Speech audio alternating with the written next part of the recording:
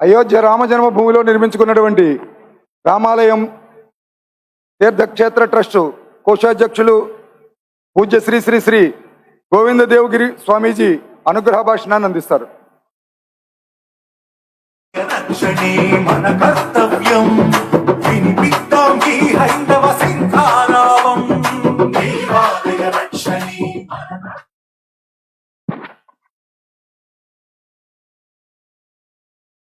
आपदामपहर्तारं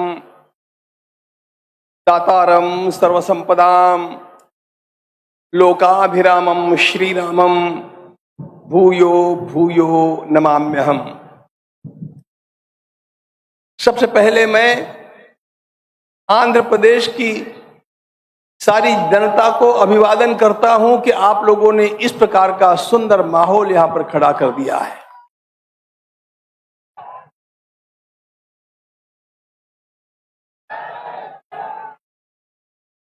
जय श्री राम, जय श्री राम, जय श्री राम। हिंदुत्व का शंखनाद क्या होता है, यह किसी को भी देखना हो तो आज यहां आकर विजयवाड़ा की इस भूमि के ऊपर देख ले कि हिंदू अब कैसे जग गया है। हिंदुओं का यह जागरण अपने धर्म की रक्षा के लिए है, अपनी संस्कृति की रक्षा के लिए है, और वह इसलिए है कि वास्तव में संपूर्ण विश्व को सुखी होना होगा तो भारत की रक्षा करनी चाहिए, और भारत की रक्षा करनी है तो हिंदू धर्म की रक्षा करनी चाहिए, तब जाकर के विश्व का कल्याण होगा। विश्व के कल्याण के लिए हमारी सारी परंपरा निरंतर प्रयास करती रही, पुरुषार्थ की पराकाष्ठा करती रही। मैं जब यहां पर आया तो मुझे बहुत बहुत आनंद हुआ कि यहां पर छत्रपति शिवाजी महाराज का नाट्य चल रहा था। जय शिवाजी, जय शिवाजी। हमारे देश की सारी समस्याओं का समाधान छत्रपति शिवाजी महाराज के चैतन्य का जागरण करने में है। उन्होंने हम लोगों को दिखा दिया कि किस दिशा में हम लोगों को काम करना चाहिए। छत्रपति शिवाजी महाराज की विशेषता ये रही, वीरता साधुतोपेता, वीरता साधुतोपेता, साधुता चातुरीयुता, चातुरी लोक मांगल्य चरितेस्मिन् विराजते। वे शूरवीर थे, लेकिन केवल शूरवीर नहीं थे, वे अत्यंत बड़े साधु सत्पुरुष थे। वे केवल साधु सत्पुरुष नहीं थे, उसके साथ साथ चतुर भी थे। लेकिन उनका चातुर्य जो था वो अपने स्वार्थ के लिए नहीं था, उनका चातुर्य विश्व के कल्याण के लिए था। विश्व का कल्याण हिंदू धर्म के उत्थान में छिपा हुआ है। हमारी यह अत्यंत श्रेष्ठ परंपरा, इस परंपरा में इतने सारे विलक्षण भाव, जीवन मूल्य छिपे हुए हैं कि सारा विश्व इसके सामने नतमस्तक है। और इसीलिए कहा गया, light has always come from the east. No, light has always come from India, that is Bharat, Bharat that is India. Bharat ने विश्व को प्रकाश दिया, और यह विश्व को जो प्रकाश भारत ने दिया, भारत में प्रकाश कहां से आया? भारतीय संस्कृति के 5 अत्यंत महत्वपूर्ण बिंदु है। सबसे पहला बिंदु है, हमारे शास्त्रों की रक्षा होनी चाहिए। शास्त्र हमारा पहला पहलू है। दूसरा पहलू है, हमारे साधुओं की रक्षा होनी चाहिए, संत परंपराएं बचनी चाहिए, हमारे सारे संप्रदायों की रक्षा होनी चाहिए, और संप्रदायों को अनुकूलता प्राप्त होनी चाहिए। पहला आयाम शास्त्र है, दूसरा साधु है, तीसरा आयाम गौ माता है, हमारी गौ माता बचनी चाहिए। फिर हमारी तीर्थ यात्रा की परंपरा, हमारे तीर्थ सांस्कृतिक एकता के प्रतीक है। अभी प्रयागराज में कुंभ आयोजित हो रहा है और कुंभ में जब जाते हैं तो सारे प्रदेश, सारी भाषाएं और के लिए है हमारे मंदिरों की रक्षा होनी चाहिए, इस प्रकार की प्रतिज्ञा करने के लिए हम यहां पर आए हैं। हिंदुओं के देव मंदिरों की रक्षा हम लोगों को निरंतर आगे आकर के करनी चाहिए। हम अयोध्या में जो मंदिर बनाए वह शासन के किसी प्रकार के हस्तक्षेप से मुक्त होने के कारण कितना सुंदर कार्य कर रहा है। हम लोगों को तो निर्माण कार्य में, वहां के आय व्यय अकाउंट के कार्य में, वहां की पूजा पद्धति के कार्य में, वहां के नित्य दैनिक और नैमित्तिक उत्सवों के कार्य में, इन सारी बातों में शासन का किसी प्रकार का अंकुश न होने के कारण हम लोग आदर्श पद्धति वहां पर निर्माण किए हैं। आप लोगों को पता होगा मित्रों, हम लोगों का संघर्ष तो जब उस मंदिर का फाउंडेशन निर्माण करना था तब से आरंभ हुआ। वहां का फाउंडेशन बहुत कठिन था क्योंकि सर्वत्र बालू बालू थी, लेकिन हम लोगों ने एक आदर्श पद्धति को अपनाया। We adopted a model procedure और हम लोगों ने IIT Kharagpur, IIT Roorkee, IIT Mumbai, IIT Chennai, IIT Karnavati जिसको आप अहमदाबाद कहते हैं, IIT भाग्यनगर, इन सब IITs के एक्सपर्ट्स को बुला करके उनका परामर्श लेकर के उसका फाउंडेशन निर्माण किया और पूरा कार्य जो चला वो L&T के माध्यम से, टाटा कंसल्टेंसी के माध्यम से ऐसा चला कि जिसमें कोई भी एक प्रकार की उंगली नहीं उठा सकता। It's all transparent as well as our accounts are transparent. आप लोगों को पता होना चाहिए अयोध्या का राम मंदिर आज विश्व का कल्चरल सेंटर बन गया है, संस्कृति का वह केंद्र बन गया है। लोग वहां पर आकर के जो समर्पण करते हैं उसका हिसाब इतना सुंदर रखा जाता है, पूरी तरह पारदर्शिता है और बैंक से ही उनको रिसीट प्राप्त हो जाती है जो भी डोनेशन आता है और इसके ऊपर निरंतर हम लोगों का विजिलेंस है। कोई किसी प्रकार की उंगली उसमें उठा नहीं सकता है।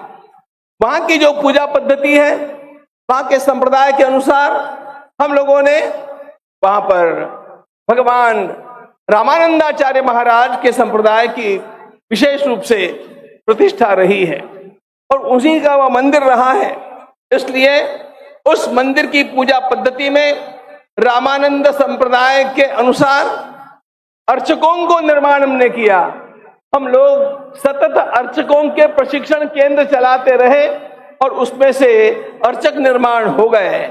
मित्रों, अभी तो एक मंदिर हुआ है, परकोटे के अंदर और 6 मंदिर होने हैं, परकोटे के बाहर और 7 मंदिर होने हैं। इन सब के लिए अर्चकों की आवश्यकता रहेगी। इन सबको हमने अपने जिम्मेदारी के ऊपर निर्माण किया है। सारे नित्य उत्सव परंपरा के अनुसार चलते हैं। किसी प्रकार की दखलंदाजी शासन की न होने से हम लोग निर्बाध रूप से सनातन धर्म की पद्धति के अनुसार ये सारा कार्य कर रहे हैं और हम संतोष का अनुभव करते हैं। परसों की संख्या बताता हूं, परसों वहां पर दर्शन के लिए 2,27,000 लोग आए थे एक दिन में 2,27,000। और इन सब लोगों की व्यवस्था जो हम लोगों के द्वारा की गई है वो ऐसी है, वहां आने वाले किसी भी भक्त को 1 घंटे के भीतर भगवान का सुखद दर्शन प्राप्त होता है, किसी भी भीड़ भड़के के बिना प्राप्त होता है। लोग संतुष्ट होकर के जाते हैं। फिर भी विशिष्ट लोगों के लिए दर्शन की व्यवस्था तो वहां पर है ही। हम लोगों ने वहां पर जो दिव्यांग लोग हैं अथवा जो वृद्ध है, जो रुग्ण है, ऐसे लोगों के लिए व्हील चेयर्स की व्यवस्था की है और इसके कारण वहां पर आकर के और हम लोगों को फीडबैक देने वाला हर व्यक्ति संतुष्ट होकर के कहता है कितनी सुंदर व्यवस्था। ये सारी सुंदर व्यवस्थाएं हम निर्माण कर सके और हमारे नैमित्तिक उत्सव जैसे कि भगवान श्री राम का जन्मोत्सव रामनवमी का है, सीता विवाह जो हम उसको विवाह पंचमी कहते हैं, मार्गशीर्ष शुक्ल पंचमी के दिन आता है, वैसे श्रावण मास का झूला है।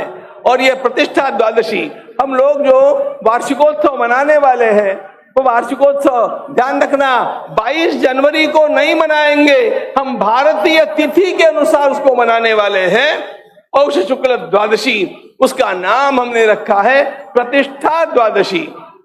ये सब हम लोग कर सकते हैं और आनंद पूर्वक कर सकते हैं, लोग संतुष्ट होते हैं और मंदिर का विकास चला है। इसका कारण किसी भी प्रकार के शासन के नियंत्रण से मंदिर मुक्त है। वह कानून के अंतर्गत, विधि के अंतर्गत काम करता है, लेकिन शासन का उसके ऊपर किसी प्रकार का दबाव नहीं है। हम लोग इसी प्रकार अयोध्या के मंदिर की तरह भारत के हर मंदिर को बनाना चाहते हैं और वो बनाने का संकल्प करने के लिए हम लोग यहाँ पर एकत्रित है। जय श्री राम, जय श्री राम।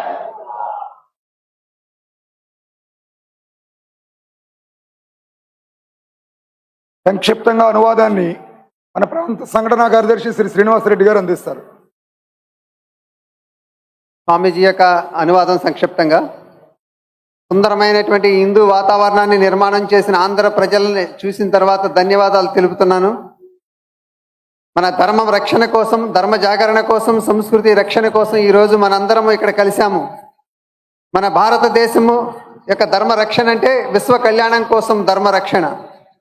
మన పురుషార్థంతో మన ధర్మాన్ని రక్షించుకోవాలనే సంకల్పంతో ఇక్కడికి వచ్చిన ఈ జన సమూహాన్ని చూసి చాలా ఆనందం వేస్తుంది. శివాజీ యొక్క నాటకాన్ని చూసాం. శివాజీ ఈ జాతికి చైతన్యాన్ని నింపినటువంటి ప్రేరణ స్రోతస్సు. అటువంటి శివాజీ యొక్క జీవితము పరాక్రమము, సాధు సంత స్వభావము. శివాజీ యొక్క జీవితము లోక కళ్యాణం కోసమే. కాబట్టి అలాగే హిందూ సమాజం యొక్క జీవనము కూడా లోక కళ్యాణం కోసమే. మరి దీనికి ఆధారం ఏమిటంటే జ్ఞాన జ్యోతిని అందించేటటువంటి 5 రకాల పద్ధతులు హిందూ సమాజం యొక్క ప్రేరణ. ఒకటి శాస్త్రాలు, వేదాలు, రెండోది సాధువులు, మూడవది గోమాత, నాలుగవది మన తీర్థయాత్రలు, ఐదవది మందిరాలు. ఈ మందిరాలంటే కేవలం ప్రార్థనా స్థలాలు కాదు, సాక్షాత్తు భగవంతుని యొక్క నివాసము. భగవంతుని మనం ఆహ్వాన చేసి అందులో వారిని జ్యోతి రూపంలో ప్రతిష్ఠ చేసుకుంటాము.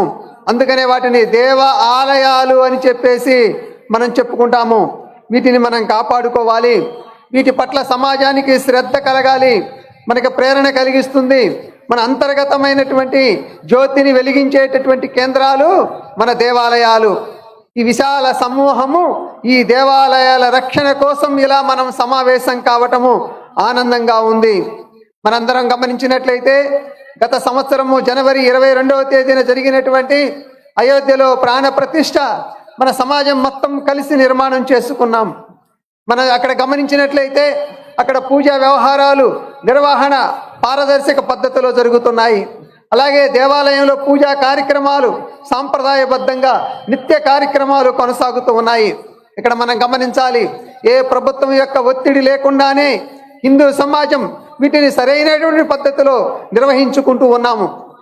దేవాలయానికి వచ్చేటటువంటి నిధుల విషయంలో పారదర్శకత మనకు కనపడుతూ ఉంటుంది. అలాగే పూజా పద్ధతులు, సాంప్రదాయాల్ని మనం సరైనటువంటి పద్ధతుల్లో అక్కడ ఆదర్శవంతంగా నిర్వహణ చేసుకుంటున్నాము. ఇంకా అనేక దేవాలయాల నిర్మాణం జరగవలసి ఉంది. ఇంకా 7 దేవాలయాల నిర్మాణం కొనసాగుతూ ఉంది. మనం గత సంవత్సరము జనవరి 22వ తేదీన ప్రాణ ప్రతిష్ఠ చేసుకున్నాం. రాబోయేటటువంటి వార్షికోత్సవాన్ని జనవరి 22 కాదు, మన భారతీయ తీర్థ సంకల్పం ప్రకారంగా, తిథి ప్రకారంగా పుష్య శుక్ల ద్వాదశి ఏదైతే ఉందో రేపు జనవరి 12వ తేదీ వస్తుంది. మన శ్రీరామ జన్మభూమి తీర్థక్షేత్ర ట్రస్ట్ ఈ పుష్య శుక్ల ద్వాదశిని ప్రతిష్టా ద్వాదశి పేరుతోటి మనం జరుపుకోబోతున్నాం. ఈ ప్రతిష్టా ద్వాదశిని శ్రీరామ జన్మభూమి ప్రాణ ప్రతిష్ఠ కార్యక్రమంగా మనం జరుపుకోబోతున్నాం. అందుకోసమే ఏ విధంగా అయితే అయోధ్యలో రామ జన్మభూమి దేవాలయాన్ని మనం స్వతంత్రంగా, ఆదర్శంగా, ప్రేరణగా నిలుపుకుంటున్నామో మిగిలినటువంటి దేవాలయాలు కూడా అలాగే జరుపుకోవాలని మనందరము కోరుకుంటూ ఈరోజు ఈ విధంగా కలవటము ఆనందంగా ఉంది. ధన్యవాదాలు. జై శ్రీరామ్.